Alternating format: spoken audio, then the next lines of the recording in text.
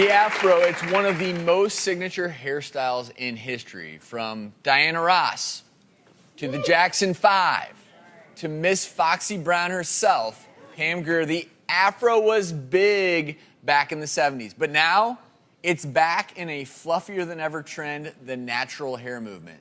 So we went looking for the biggest, baddest fro we could find, and it's all natural. Please welcome to the show, Aevin.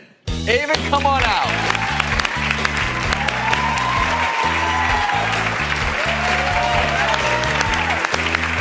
I want to hug you and mess your hair up. Yeah, is there a certain protocol for hugging? So I just do this, So I don't get it in somebody's face. I tried. how do you get it to look so just alive? Well, my hair's naturally curly, so I think anyone with naturally curly hair, you can pick it into some sort of fro. But for me, I washed it, conditioned it, and then put it in like 8 twists. Usually I do it in 2 French braids, but that takes 2 days to dry naturally without any heat. So I started putting it in 8 twists lately, so that dries a little bit quicker. Put it in those 8 twists, and then just take it loose and pick it out and keep picking it and shaping it and picking it and shaping it. I'm sure when you wear it like this, you can't go anywhere without someone wanting to touch it. If they ask, I'll be like, yeah. Like sometimes I'm not really comfortable with it, but most of the time I just let them touch it. Some people think it's a wig. They're like, nice wig, and then and I'm like, it's not a wig. So. So you are truly the Guinness record holder. Yes. Can we measure for ourselves? Go ahead.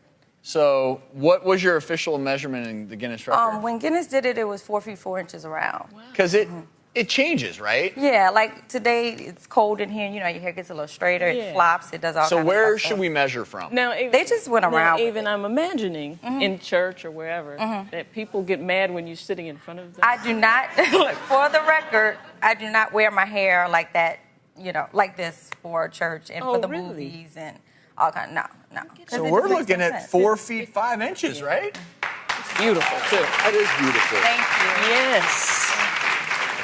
And all natural. Yes, all naturals. But talk about some of the health reasons why you decided to go natural. Well, I went natural because I was basically tired of the chemicals. For you who don't know, like when you get relaxers in your hair, permanent relaxers, you get these things called chemical burns. And basically, if you leave it in too long, it will burn a hole in your scalp and you end up with a scab on your scalp. Well, in order to understand what relaxers are really doing, you kind of have to understand a little bit about the hair and why it's curly. So there's keratin fibers that kind of line up and they're linked together by disulfide bonds. So what ends up happening is the more disulfide bonds a hair follicle has, the curlier your hair is. So what relaxers do is they come and they actually break apart those disulfide bonds, and then you're left with a straightened hair. And so there was a study that linked relaxer use in African American women to a higher incidence of fibroid tumors, which are non-cancerous balls of muscular tissue that form in the uterus, but is actually the leading cause of hysterectomies here in the country. So I tell women, if you're going to get relaxers, you need to, one, have a professional put it on so that they're not leaving it on too long, which is what happened in your case, and they can burn your scalp. 2, you have to minimize the other chemicals that you're exposing your body to. And if you do those things, you're probably minimizing your risk of exposure to some of the chemicals that you're having. I think the lesson is use as few chemicals as possible. And certainly, if you want to go all natural, you're proof that it can happen. And you can Proof that it's fabulous. Thank you. Aevin, thank you for coming on. Thank you.